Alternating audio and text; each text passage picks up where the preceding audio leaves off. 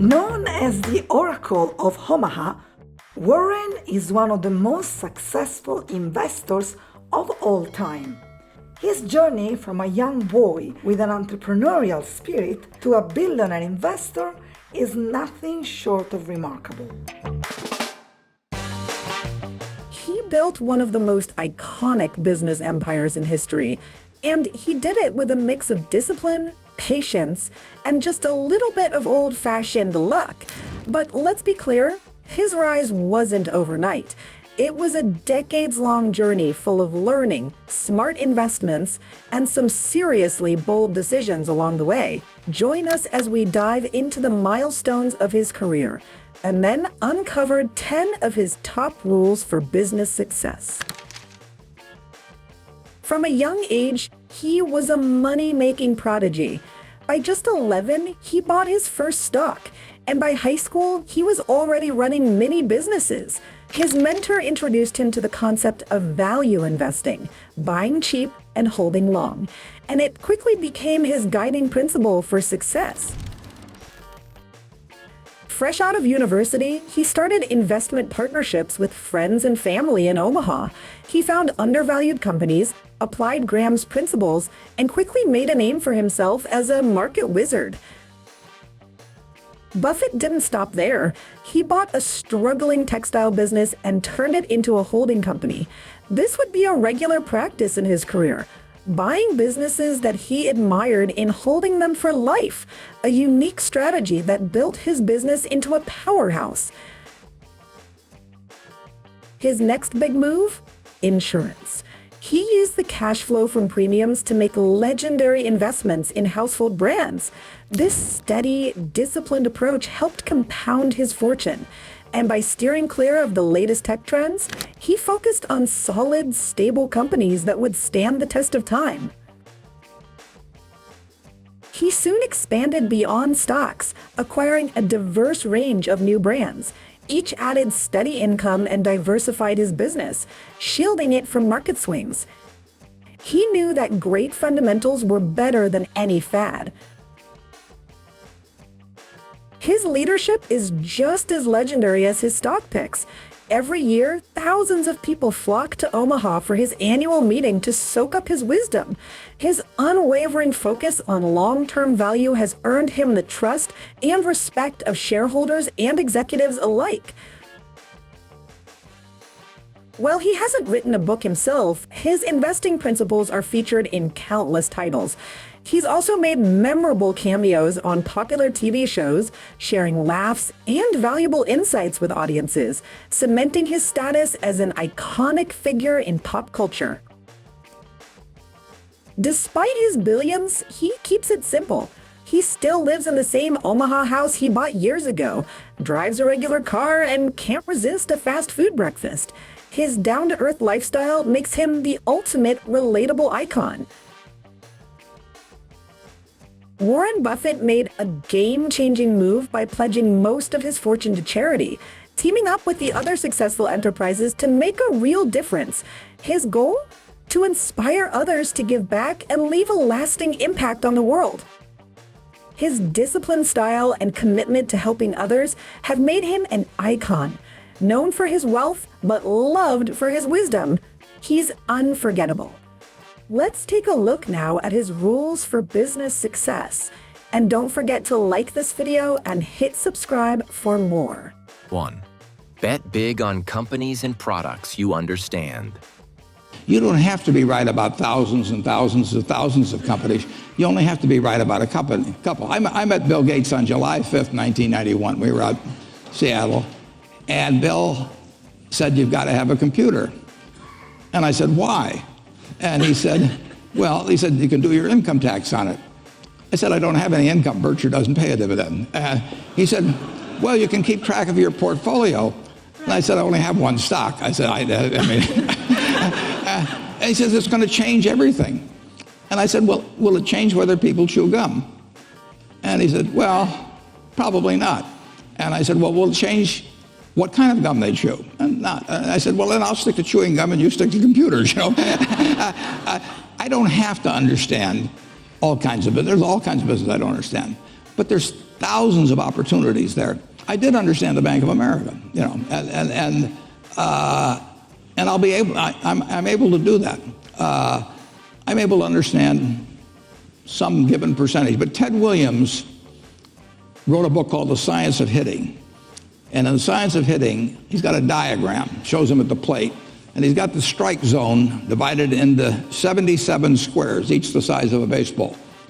And he says, if I only swing at pitches in my sweet zone, which he shows there, and he has what his batting average would be, which is 400. If he had to swing at low outside pitches, but still in the strike zone, his average would be 230. He said the most important thing in hitting is waiting for the right pitch. Now, he was at a disadvantage because if the count was 0-2 or 1-2 or so on, even if that ball was down where he was only going to bat 230, he had to swing at it. In investing, there's no called strikes. People can throw Microsoft at me and, you name it, any stock, General Motors, and I don't have to swing. And nobody's going to call me out on called strikes. I only get a strike called if I swing at a pitch and miss. So I can wait there and look at thousands of companies day after day, and only when I see something I understand and when I like the price at which it's selling, then if I swing, if I hit it, fine. If I miss it, it's a strike.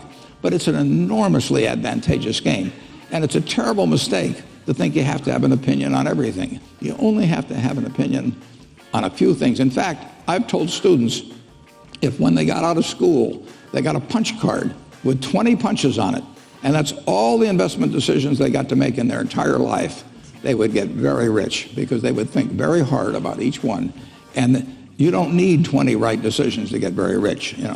4 or 5 will probably do it over time. So I don't worry too much about the things I don't understand. If you understand some of these businesses that are coming along and can spot things on, if you can spot on Amazon, for example, I mean, it's a tremendous accomplishment what Jeff Bezos has done. And I tip my hat to him. He's a wonderful businessman. He's a good guy, too. But could I have anticipated that he would be the success and 10 others wouldn't be? I'm not good enough to do that. But fortunately, I don't have to. I don't have to form an opinion on Amazon. And I did form an opinion on the Bank of America, and I form an opinion on Coca-Cola. I mean, Coca-Cola's been around since 1886. There's 1.8 billion 8-ounce servings of Coca-Cola products sold every day. Now, if you take 1 penny and get 1 penny extra, that's $18 million a day. And 18 million times 365 is 7 billion, 3 less 730 billion, or $6,570 million. So annually, $6,570 million from 1 penny. Do you think Coca-Cola is worth a penny more than, Joe's Cola? I think so. So, and I've got about 127 years of history that would indicate it. So those are the kind of decisions I like to make. And you may have an entirely different field of expertise than I would have, and probably much more up to date in terms of the kind of businesses that we're seeing evolve. And you can get very rich if you just understand a few of them and understand their future. 2. Stay restless, never settle. What are the things that you believe actually businesses need to do to continue to crack that calculus for growth? Well, what kills great businesses, if you look at, I do believe in looking at history, and I like to study failure, actually. And my partner says, all I want to know is where I'll die, so I'll never go there. And we want to see what has caused businesses to go bad. And the biggest thing that kills them is complacency. I mean, you want a restlessness, a feeling that, that somebody's always after you, but you're going to stay ahead of them. You always want to be on the move. And when you've got a great business, like Coca-Cola, there aren't any like Coca-Cola, but you really, the danger would always be that you rest on your laurels. But I see none of that, obviously, at Coca-Cola. But that is the key, to compete the same way when you've got 1.8 billion servings being sold daily as when you were selling, 10 a day.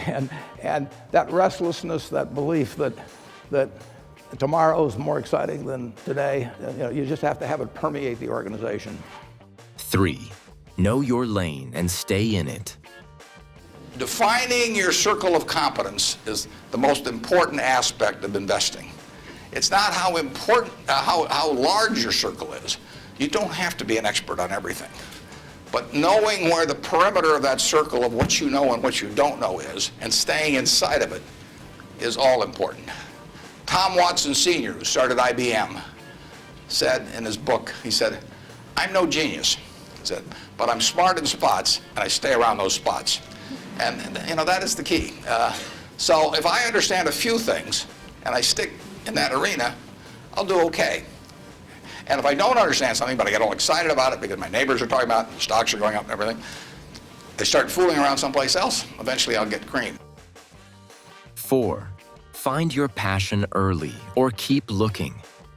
But tap dancing to work, Warren, how can other people tap dance to work? What's the secret of that? You find your passion. You find your passion. I was very, very lucky to find it, you know, when I was 7 or 8 years old, and you know, and fortunately, my children have found their passion. One son loves farming like nothing else. One son loves music like everything else, and all three of them love philanthropy and what they get to do. You're lucky in life when you find it, and you can't guarantee you're going to find it in your first job out. But I always tell college students that come out, I say, take the job that you would take if you were independently wealthy. You know, you're going to do well at it. 5. Stick to a simple framework and act when others panic. It's very important to have the right framework. You need to have an approach to investing that's sound. And Graham's approach is simple, but some people adopt to it, and which I did immediately, and most people don't.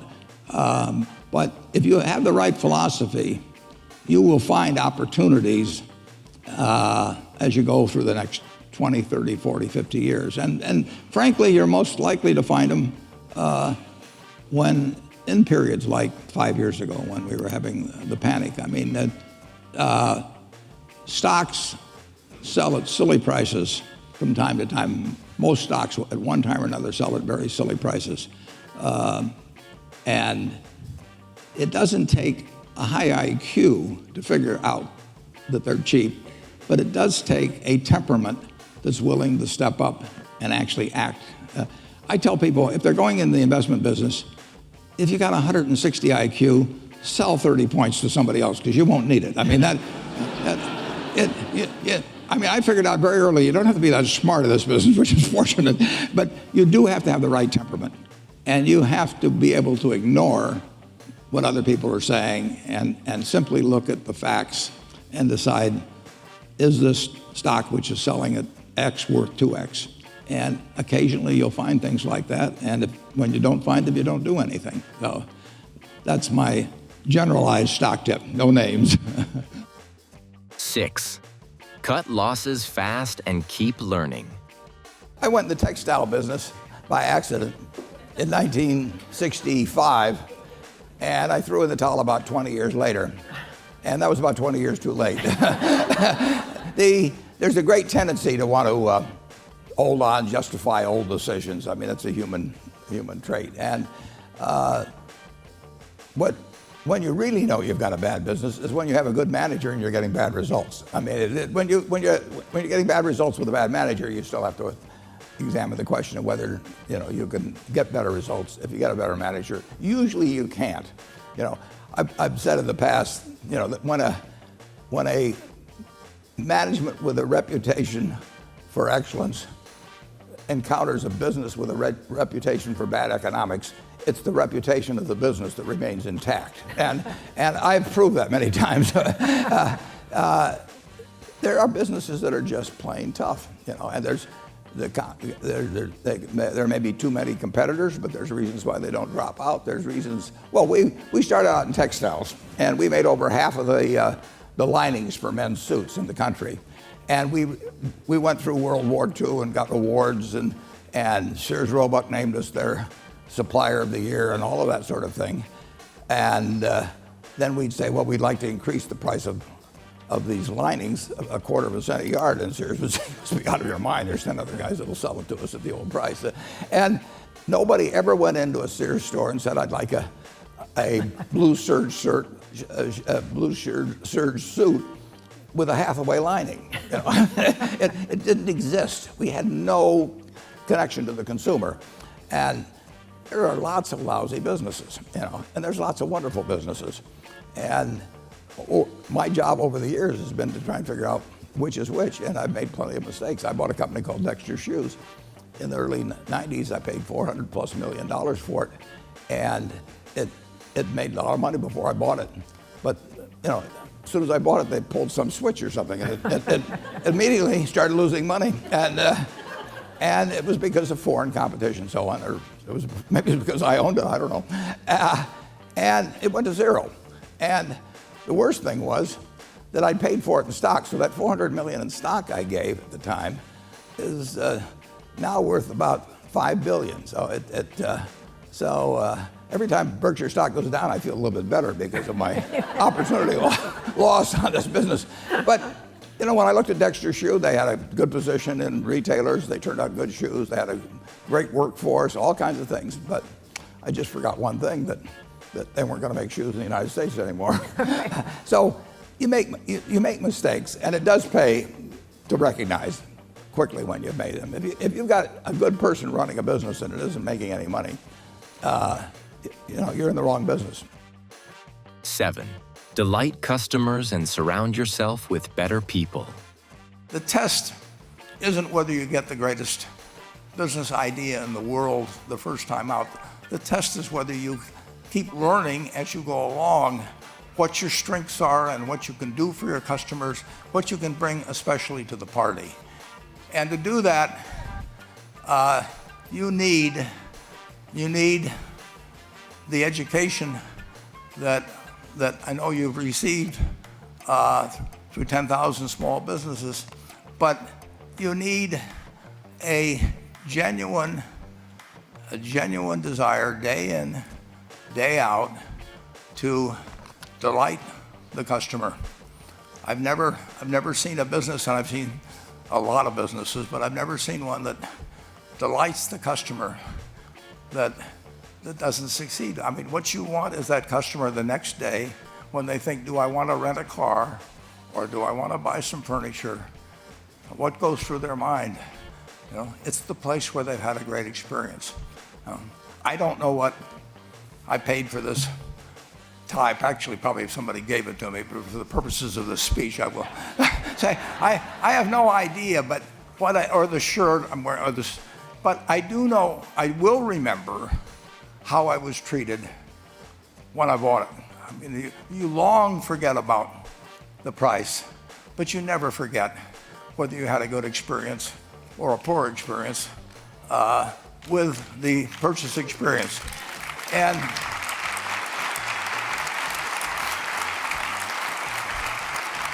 you'll have a hard time finding a person that's had a wonderful experience, a delighted experience in purchasing anything that isn't going to come back.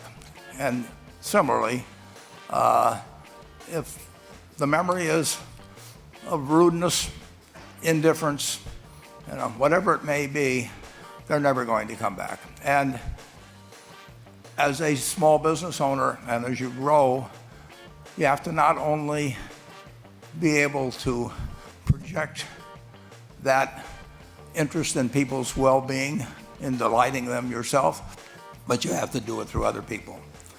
And you won't be able to do it through people who themselves do not feel they're being fairly treated, that their views aren't appropriately considered.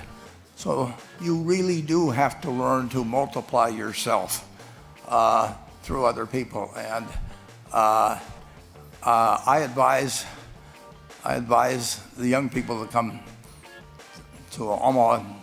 We have a number of classes. The key is to certainly, in terms of your personal life, the most important decision you'll make is the spouse that most of you will likely have. And it's very important to surround yourself with people that are better than you are. You are going to move in the direction of the people you associate with. So you constantly.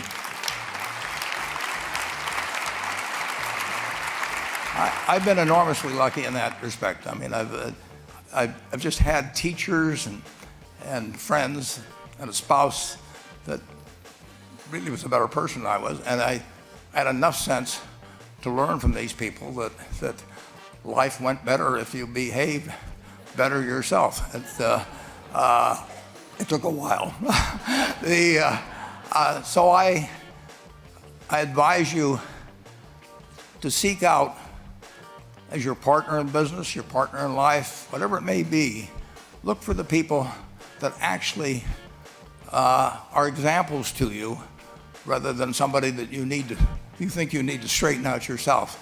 And simple rules like that, delighting customers, working through other people, associating with people that will cause you to move in a better path than you might otherwise have, they will take you so far in life that it's hard to believe. 8. Wait for big opportunities and then go all in. Big opportunities in life have to be seized. We don't do very many things, but when we get the chance to do something that's right and big, we've got to do it. And even to do it in a small scale is just as big a mistake almost as not doing it at all. I mean, you've really got to grab them when they come, because you're not going to get 500 great opportunities. You would be better off if, when you got out of school here, you got a punch card with 20 punches on it. And every financial decision you made, you used up a punch. You'd get very rich because you'd think through very hard each one. I mean, you went to a cocktail party and somebody talked about a company, you didn't even understand what they did or couldn't pronounce the name, but they made some money last week and another one like it. You wouldn't buy it if you only had 20 punches on that card. There's a temptation to dabble, particularly during bull markets. In stocks, it's so easy. It's easier now than ever because you can do it online. Just you click it in and maybe it goes up a point and you get excited about that and you buy another one the next day and so on. You can't make any money over time doing that. But if you had a punch card with only 20 punches, you weren't going to get another one in the rest of your life, you would think a long time before every investment decision. And you would make good ones and you'd make big ones. And you probably wouldn't even use all 20 punches in your lifetime, but you wouldn't need to. 10. Think like an owner, not a trader. You've got to understand accounting. That's got to be like a language to you. And so yeah, you have to know what you're reading. I mean, and unless you know that language, and some people have more aptitude for that than others. And that's one thing I learned by myself. Now, I took courses in it afterwards, for example, but I learned it myself in it largely. So you have to do that, and you have to have the attitude that you're buying part of a business, and not that you're buying something that wiggles around on a chart or that has resistance zones or 200-day moving averages, or that you buy puts or calls on or anything like that. You're buying part of a business. And if you buy intelligently into a business, you're going to make money. And then you have to buy something that, in my view, which you do if you're buying a business, that you're not going to get a quote on for 5 years, that they're going to close the stock exchange tomorrow for 5 years, and that you'll be happy owning it as a business. If you owned Coca-Cola, it didn't really make any difference in 1920. When it went public, the important thing was what it was doing with customers. And you probably would have been better off if there wasn't any market in it for 30 or 40 years, because then you wouldn't have gotten tempted to sell it. And you'd just watch the business and you'd watch it grow, and you'd feel happy. So the proper attitude toward investing is much more important than any technical skills. 11. Invest in yourself. That's true success. Warren, how would you define true success? Well, I've said many times that if you get to be 65 or 70 and later, and the people that you want to have love you actually do love you, you're a success. I've never seen anybody that reaches that age. I mean, I'm not talking about somebody that's in extreme poverty or pain or something, but I've never seen anybody that, if they have a lot of people that love them, that is other than happy. And I've seen some very, very wealthy people that they give testimonial dinners to and name schools after and everything. Nobody loves them, you know. Their own kids would say, he's in the attic, you know. They never came. What are, say, 3 pieces of advice you would give to people who are looking to succeed in business? Well, by far the best investment you can make is in yourself. I mean, for example, communication skills. I tell the students that come that they're going to graduate schools and business, and they're learning all these complicated formulas and all that. If they just learn to communicate better, and both in writing and in person, they increase their value at least 50%. I mean, if you can't communicate, somebody says, it's like winking at a girl in the dark. Nothing happens, basically. And you have to be able to get forth your ideas, and that's relatively easy. I did it myself with the Dale Carnegie course. Some people wish I'd taken a shorter course now in terms of my talking later on, but it's just hugely important. And if you invest in yourself, nobody can take it away from you. I mean, the second thing, which I'll get a certain criticism for not living it, but I do tell those students, that if I gave you a car and it'd be the only car you get in the rest of your life, you take care of it like you can't believe. Any scratch, you'd fix that moment. You read the owner's manual. You keep a garage and do all these things, and you get exactly one mind and one body in this world. And you can't start taking care of it when you're 50. By that time, you'll have rusted out if you haven't done anything. So you should really make sure that you just remember that you just got one mind and body to get through life with and to do the most with it.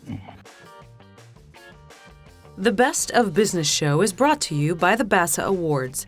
The BASA Awards exist to recognize, reward, and promote exceptional small businesses.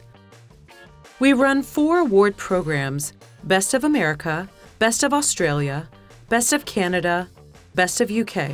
Remember, it's strictly for small businesses only. Nominate your business today.